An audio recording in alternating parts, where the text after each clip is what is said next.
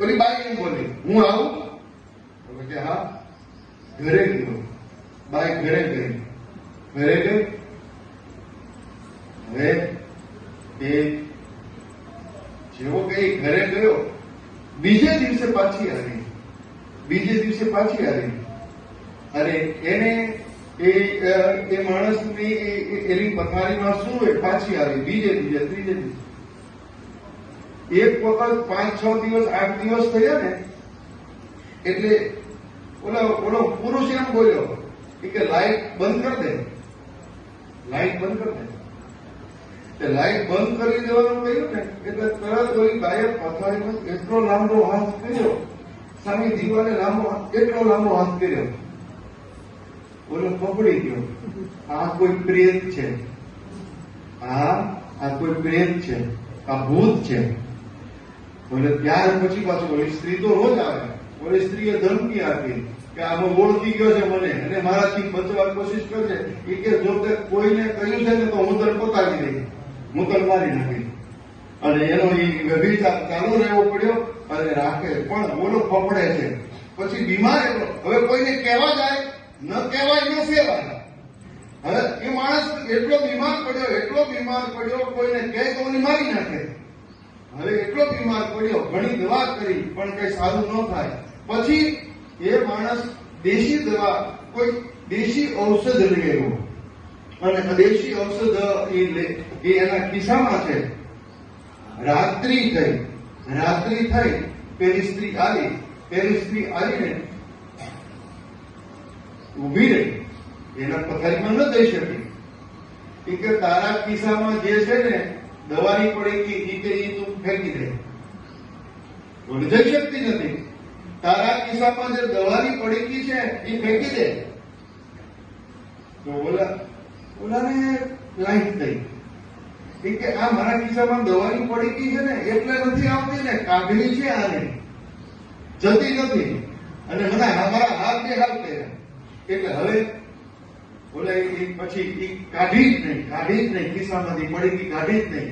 પેલી જતી રહી. પછી ઓલા દવાની પડીકીમાં તો દવા જ હતી પણ દવા ફેંકી દીધી. પણ દવાનો કાગળ, જે કાગળમાં દવા બાંધી હતી ને એ કાગળ શ્રીમદ ભગવદ ગીતાનું પાનું હતું.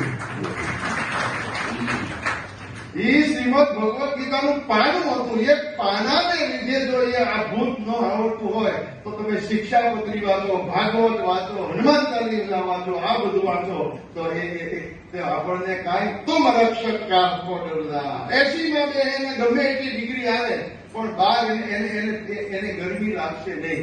એમ જે ભજન કરશે તુમ કૃપાલ જાપન અનુકૂલા તાહીન વ્યાપ્તિ વિદ ભવસુલા. તો આ રીતે એ આપણે થોડું પેલું થાય છે સમયનું. અને બીજું તો કાંઈ નહીં. પણ મેં તો આવી કલ્પના કે મને આટલા પ્રેમથી આ શું થયું, કેમ થયું આમાં એક બાય સ્ટેપ જોવો તો એમ લાગે.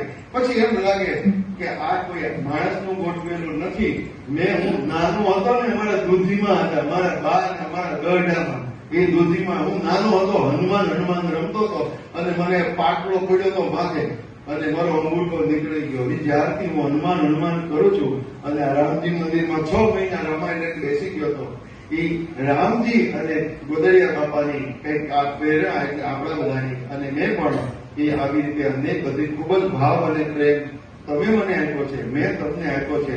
તો આનો સંબંધ કોને કહેવાય કે બંધ ન થાય એનું નામ જ સંબંધ. જે કોઈ બંધ ન થાય.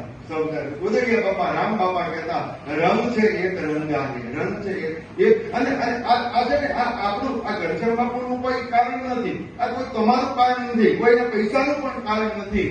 એકમાત્ર ગુરુ કૃપા હિ કેવલમ.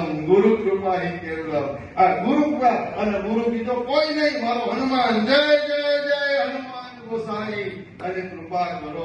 દયારામ બાપા બજાવતા હતા. કેવો તમે ચમત્કાર, કઈ રૂપિયો ખિસ્સામાં નહોતો, ભિખારી બાપા દેવ થઈ ગયા અને ભંડારો કરવા પૈસા નહીં. અને દયાળુ બાપા વધારે મારે ઘરે કમળામાં એ રામજી મંદિરની સરસ પૂજા કરે અને પછી આ છોકરીઓને આ છોકરીઓ આવી છે આપણે ત્યાં તો છોકરીઓ એ છોકરીઓનું આખું મંડળ તૈયાર કર્યું કમળામાં મારી માએ કરે અને એ આ રામવાણીમાં બધા આવતા હનુમાનતા દયાળુ બાપાએ તો કોઈ દવા ભેક્ષાઓને આદેશ કર્યો એ કે આ બધી છોકરીઓને ડ્રેસ બનાવી દે કે બધાને કપડા બનાવી દે તો આ બધું કમળામાંનું વાવેતર છે. માતા પિતાની કૃપા, ગુરુની કૃપા, હરિરામ બાપાની કૃપાથી આપણે મળ્યાશું. પણ રામ બાપા કહેતા કે આ બધું પૂર્વના કંઈક આ બધા પ્રભાવ હોય છે. બોલા મેં આગળ અશોકને કીધું કે આ ગંગમુખીને લાવ્યો, મેં કીધું શ્રવણને જેમ કહેતા કામ કરવા એમ તું એને લાવ્યો ને એ કોઈ ના આ તું બધું રસોઈ બનાવે, હું અહીં ભોજન કરાવું છું, એ તમને અશોક ભોજન કરાવે છે. એટલે આ રીતે આપણે ખૂબ મળતા રહીએ, આવતા રહેજો. અને એ કેવળ ભગવાને નિષાદને કહ્યું હતું, રામ ભગવાને નિષાદને કહ્યું હતું કે સદા રહે ઉપર આવત જાતા, એ હસ કે બોલાયા કરો, હસ. અને કોક તો એવા નીકળે એની ઉપર ધ્યાન જ નહીં દેવાનું. મેં ભિખારી બાબામાં જોયું છે, એની નિંદા કરનારા, ઈર્ષા કરનારા, એ રામને ઓળખનારા અયોધ્યામાં એ વખતે 7 જ હતા. રામને ઓળખનારા અયોધ્યામાં 7 જ જણા હતા. અને તોય રામનું પેલું કરનારા નીકળ્યા હોય તો એ તો એવું હોઈ શકે, એનાથી કઈ ગભરાવાનું નહીં. પણ ગભરાવાનું એ કે મને કોઈનો અભાવો ન આપવો જોઈએ. મને એમ કોઈ એમ કે કાવતોને ગાળો દે છે, આપણને નિંદા કરી છે, મને એમ પણ કે અને મને જો મને કંઈક માથું લાગે